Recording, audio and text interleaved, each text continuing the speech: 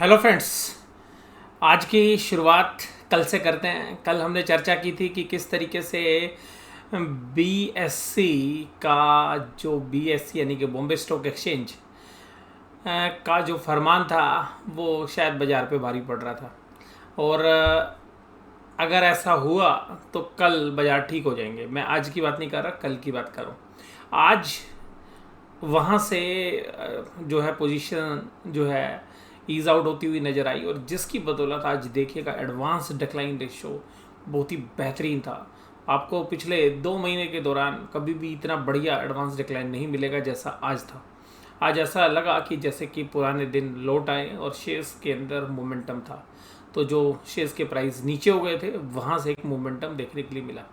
लेकिन क्या ये टेम्परेरी है या ये जारी रहने वाला है, इसका जो है अवलोकन हम करेंगे। और मुझे ऐसा लगता है पर्सनली कि कल का जो दिन है वो काफ़ी क्रूशियल होगा कि ये जो स्मॉल और मिड कैप में रैली है कंटिन्यू रहने वाली है या नहीं रहने वाली है। क्योंकि जो भी अभी हमारे जो रन्स हो रहे हैं वास्तव में स्मॉल कैप के अंदर वो यूफोरिया ज़्यादा क्रिएट हो रखा है इस समय। फंडामेंटल से आगे जो है हमारे बहुत सारे शेयर्स जो है चल रहे हैं। तो इस तरीके से कभी भी कोई भी जो खबरें आएंगी, जरा सी भी नेगेटिव खबरें आएंगी तो स्मॉल कैप के शेयर्स में इस तरीके का पैनिक आपको आगे भी देखने के लिए मिलेगा और ये वोलेटिलिटी रहेगी। तो कल का दिन काफ़ी क्रूशियल है कि ये मोमेंटम जारी रहता है या ये वास्तव में न्यूज़ की वजह से ही था। तो इसका जो है पूरा का पूरा दारोमदार कल के ट्रेड के ऊपर, और अगर कुछ हद तक हम देखें तो सोमवार तक भी पता चलेगा। ये तो थी बात जो है स्मॉल कैप के इंडेक्स के बारे में। कुछ कंपनीज़ के रिजल्ट्स आज पेश किए गए जिसमें से टाटा स्टील के रिजल्ट्स काफ़ी बेहतरीन आए। तो टाटा स्टील के रिजल्ट्स कल बाजार भी रिएक्ट करेंगे। हालांकि शेयर्स के अंदर उसी के प्रोपोर्शनेटली अगर आप देखेंगे तो प्राइस के अंदर वही मूवमेंट आ चुकी है। लेकिन फिर भी कल जो है टाटा स्टील के रिजल्ट के ऊपर बाजार रिएक्ट करता हुआ नज़र जरूर आएगा। तो टाटा स्टील कल फोकस में रह सकता है। देखते हैं किस तरीके से टाटा स्टील जो है परफॉर्म करता है। इसके अलावा एक दूसरी कंपनी आइसर मोटर्स के जो सीईओ है उन्होंने कंपनी से रिज़ाइन कर दिया है और 2011 से लेके और अब तक जो भी आइसर मोटर ने अचीव किया उसमें उन सीईओ का बहुत बड़ा रोल था। उससे पहले वो अशोक लीलैंड के अंदर काम करते थे। तो यहाँ पर एक जो रिएक्ट था आइसर मोटर के ऊपर इस न्यूज़ का भी था। आइसर मोटर के रिजल्ट भी आज जो है पेश किए गए तो उसके ऊपर भी जो है कल जो है हमें लगता है कि एक रिएक्शन आएगा। आज एक शेयर्स जो है काफ़ी मिड कैप स्पेस में, हालांकि पहले वो निफ्टी में हुआ करता था, उस शेयर्स के अंदर काफ़ी जबरदस्त तरीके से पिटाई हुई। हालांकि वो वैल्यूशंस वाइज भी नीचे की वैल्यूशंस पर मिल रहा था, लेकिन फिर भी उसी शेयर्स के अंदर काफ़ी अच्छी गिरावट देखने के लिए मिली। उस शेयर्स का नाम था औरोबिंदो फार्मा और डर था कि रिजल्ट खराब आएंगे या अच्छे आएंगे। तो आज उसके जो रिजल्ट है वो किस तरीके के रहे वो जो है आप उसका एक बार रिव्यू करिएगा। बट मुझे पर्सनली ऐसा लगता है कि जितना ही शेयर के अंदर गिरावट हुई है वो शायद रिजल्ट के मुकाबले में थोड़ी सी ज़्यादा है। तो मुझे लगता है कि वहाँ पर भी कल आपको एक अच्छा जो है रुझान देखने के लिए मिल सकता है। तो आज जो गिरावट हुई है या पिछले 2-3 दिन से जो गिरावट चल रही थी जेनरिक ड्रग्स के मामले में कि जेनरिक ड्रग्स में जो मार्जिनस हैं वो यूएस में प्रेशर में आ सकते हैं, तो वहाँ से आपको काफ़ी रिलीफ जो है शायद कल औरोबिंदो फार्मा के शेयर होल्डर्स को मिलता हुआ नजर आएगा। उस पर हम एक जो है डेडिकेटेड वीडियो अल्फा एम्बस आज आपके साथ शेयर करेंगे। तो अल्फा एम्बस आज आपको औरोबिंदो फार्मा पे मेरे क्या व्यू हैं, किस तरीके के रिजल्ट रहे, तो वो एक वीडियो मैं आज आपके साथ शेयर करने वाला हूँ। इसके अलावा जो है हमें देखना होगा कि कल हफ्ते का लास्ट दिन है और इंटरनेशनल मार्केट अभी जो है जनरली एक तरीके से हम ये कह सकते हैं कि एक दूसरे से ज़्यादा कोरिलेट नहीं कर रही हैं। सारी जो मार्केट्स हैं वो इंडिविजुअली अपने हिसाब से अपने जो डोमेस्टिक जो इन्फॉर्मेशन है, जो डोमेस्टिक डाटाबेस है, डोमेस्टिक रिजल्ट्स हैं उन पे ज़्यादा रिएक्ट कर रही है। तो वीक का जो है कल एंड है और आज जो एक्सपायरी हुई है तो वो आज काफ़ी अच्छी तेज़ी के साथ होती हुई नज़र आई। तो अगली जो 2 एक्सपायरी हैं वो काफ़ी जो है क्रूशियल हो सकती है। पुट कॉल रेशियोज़ को देखते हुए हमें ऐसा लगता है कि ऊपर के लेवल्स पर अब एक वोलेटिलिटी जो है दोबारा से शायद बाज़ार में हावी हो सकती है। आज जो भी सौदे तेज़ी की तरफ थे वो काफ़ी अच्छे से सेटल हो गए और कोई भी बहुत बड़ी मूवमेंट एफआईआईज़ या डीआईज़ के कैश इनफ्लोज में देखने के लिए नहीं मिल रही है पिछले 2-3 दिनों से। तो शायद ये इस तरीके की जो स्थिरता रहती है तो एक बड़ी वोलेटिलिटी या एक बड़े मूव की जो है तैयारी होती है, चाहे वो नीचे की तरफ हो चाहे ऊपर की तरफ हो, ऐसा हमें लगता है। और मुझे ऐसा लगता है कि बाज़ार के अंदर अब सारे रिजल्ट्स आ चुके हैं, तो जो रिजल्ट्स जो भी आए हैं उन सब के हिसाब से बाज़ार अगले क्वार्टर के रिजल्ट का आकलन करता हुआ नज़र आएगा और सेटलमेंट आज होती हुई नज़र आएगी। उसी के साथ साथ आज इन्फ्लेशन के डेटा जो आए हैं, तो इन्फ्लेशन जो है कम हो गई है। तो उम्मीद से जो हम उम्मीद कर रहे थे कि भाई इन्फ्लेशन थोड़ी कम हो जाएगी, तो वो कम हो गई है। लेकिन वो जून के डेटा हैं, तो जून के डेटा से आपको ये पता होना चाहिए कि उस समय पर क्रूड ऑयल के प्राइस ज़्यादा नहीं थे। जुलाई का पूरा महीना हम क्रूड ऑयल की जो महंगाई है उसको झेल रहे थे, तो जुलाई के डेटा जो है काफ़ी क्रूशियल होंगे। उसके अलावा आईआईपी के डेटा भी काफ़ी इंप्रेसिव हैं, लेकिन वो पिछले साल का जो बेस था वो ही लो बेस था, क्योंकि हम लॉकडाउन में थे। तो इनके ऊपर भी जो है कल शायद बाजार रिएक्ट करता हुआ आपको नज़र आए। तो यहाँ पर आज हम चर्चा शुरू करते हैं अब, और चर्चा जो है निफ्टी के साथ। और निफ्टी ने आज कर दिया धमाका, अपनी लाइफ टाइम हाई क्लोजिंग आज की है, लाइफ टाइम हाई भी टच किया और उसके साथ साथ क्लोजिंग भी दी है। तो market at life time high पे क्लोज हुए हैं। और इसका श्रेय किसको जाता है? इसका श्रेय जाता है कुछ ऐसे शेयर्स को जो कि आज जो है लाइमलाइट में रहे। उसके अंदर अगर आप देखेंगे तो आईसीआईसी बैंक, और कल मैंने चर्चा भी की थी जो है जब मैं बैंक निफ्टी का एनालिसिस कर रहा था, कि देखिएगा अगर बैंक निफ्टी की मैं बात कर रहा था वहाँ पे मैंने कहा अगर आईसीआईसी बैंक और एचडीएफसी बैंक दोनों चले तो बैंक निफ्टी प्लस में होगा। आईसीआईसी बैंक और जो एचडीएफसी बैंक है वो आमने सामने हो सकते हैं, तो वो बराबरी पे छूटेगा मामला, और अगर दोनों माइनस हो गए तो माइनस में जाएगा। और मैंने ये भी कहा था कि 3-4 दिन का जो है एक प्रेशर आईसीआईसी बैंक में देखने के लिए मिला हुआ है। तो 3-4 दिन से जब सेलिंग चल रही होती थी तो एक पुल बैक जो है आज आईसीआईसी बैंक में आना लाजमी था, जिसका मैंने कल आपके साथ चर्चा की थी। ऐसा ही जो है पुल बैक मुझे कल लगता है कि औरोबिंदो फार्मा के शेयर्स में देखने के लिए मिल सकता है, क्योंकि जितने ख़राब रिजल्ट की उम्मीद शायद बाजार कर रहा था, जो शेयर प्राइस है मुझे नहीं लगता कि उतने ख़राब रिजल्ट थे। तो कल शायद जो है औरोबिंदो फार्मा भी लाइमलाइट में रहेगा। लेकिन अगर सौदे मंदी के बना रखे हैं बड़े प्लेयर्स ने तो फिर वोलेटिलिटी भी आपको देखने के लिए मिल सकती है। तो उसके बाद देखिएगा लार्सन जो है, अगर पूरे बाज़ार के अंदर हम बात करें पिछले 5-10 साल के डेटा आप निकालें तो लार्सन की सब्सिडरी कंपनीज़ ने तो बहुत अच्छा किया है, ग्रुप की कंपनीज़ ने, अदर देन एल&टी फाइनेंस। तो अगर आप एल&टी टेक्नोलॉजीज़ की बात करें या एल&टी इन्फोटेक की बात करें तो दोनों कंपनीज़ ने बेशुमार प्रदर्शन जो है किया, लेकिन एल&टी वो करने में कामयाब नहीं रहा है। लेकिन एल&टी भी देखिएगा अब काफ़ी इंप्रूव होता हुआ नजर आया, तो आज देखिएगा इसने भी काफ़ी अच्छा कंट्रीब्यूशन दिया। इन्फोसिस ने जो है नई मैनेजमेंट आने के बाद काफ़ी बेहतरीन परफॉर्मेंस दी है, तो आप ये भी देखिएगा अपने हाइज की तरफ बढ़ता हुआ। टेक महिंद्रा और टेक्नोलॉजी पैक जो है काफ़ी अच्छा करता हुआ नजर आया पिछले पूरे साल के दौरान।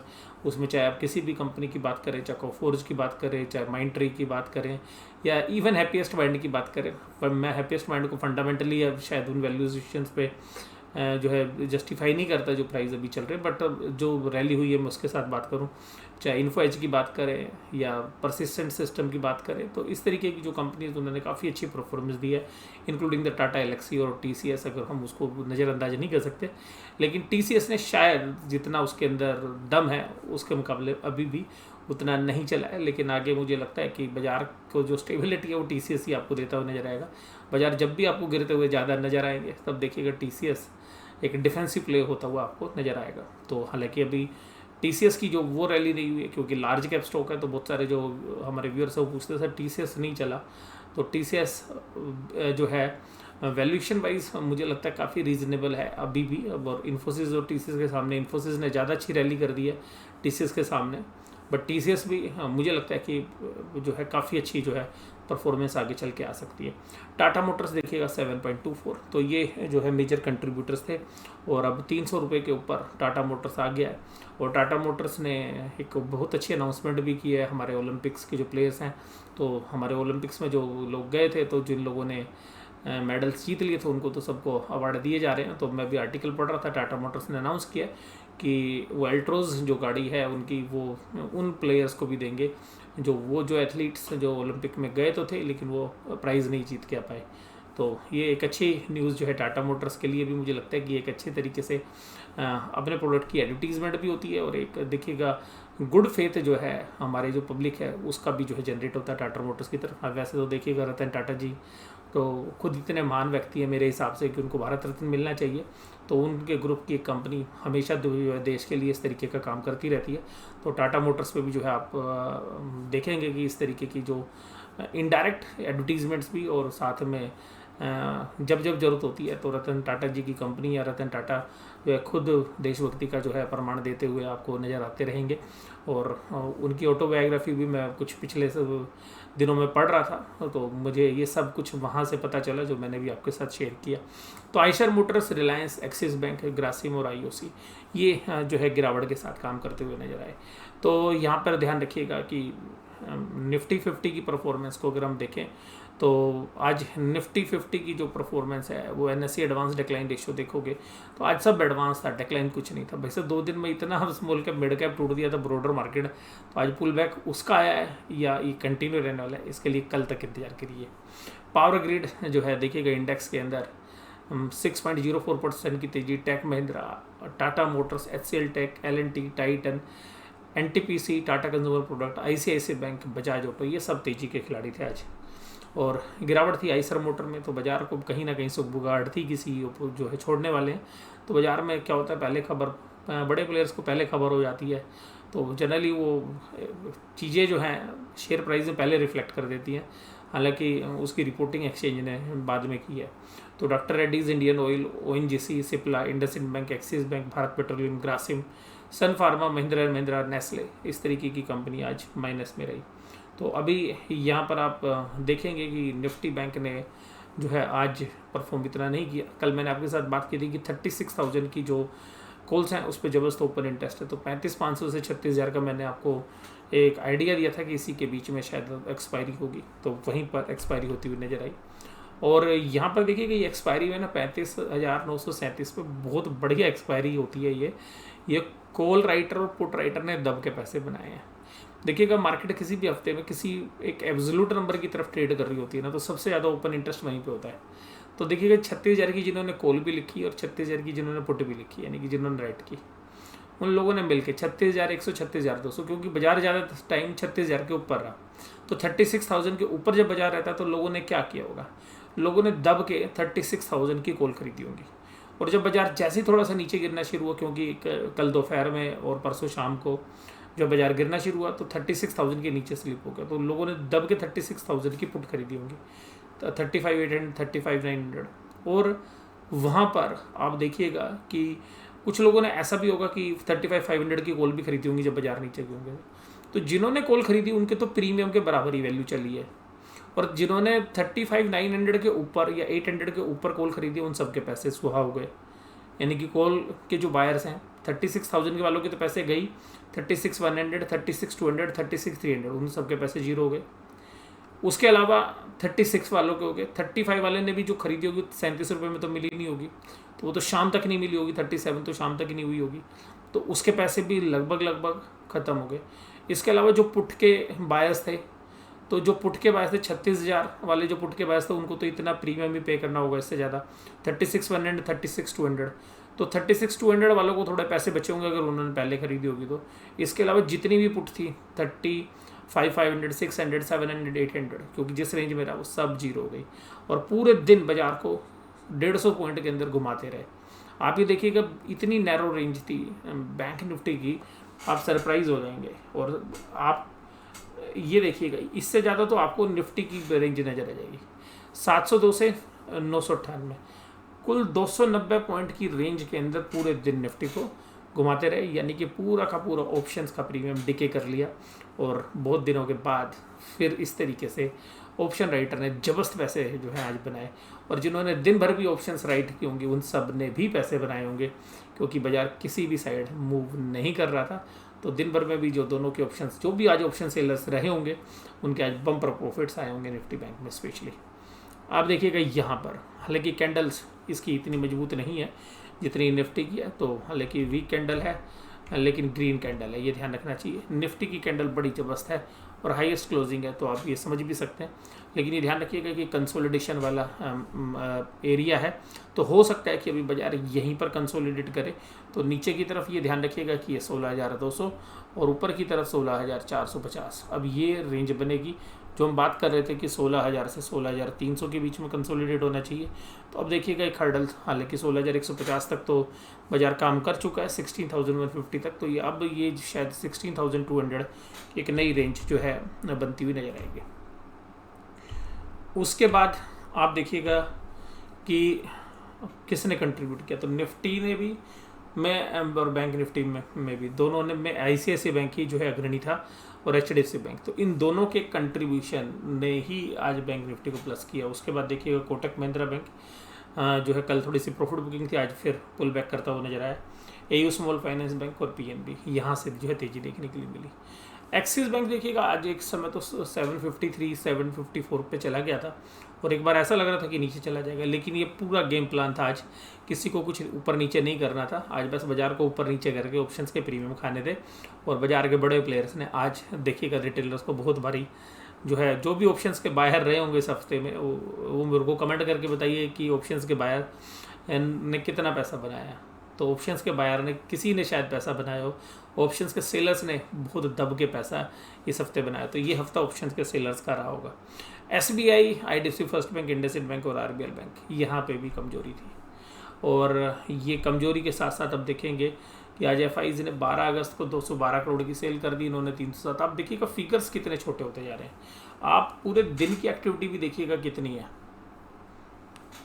जहाँ 9,000 करोड़ का 8,000 करोड़ की बाइंग होती थी, 7,000 करोड़ की सेलिंग, वो फिगर आज 5,000 में चले गए सॉरी।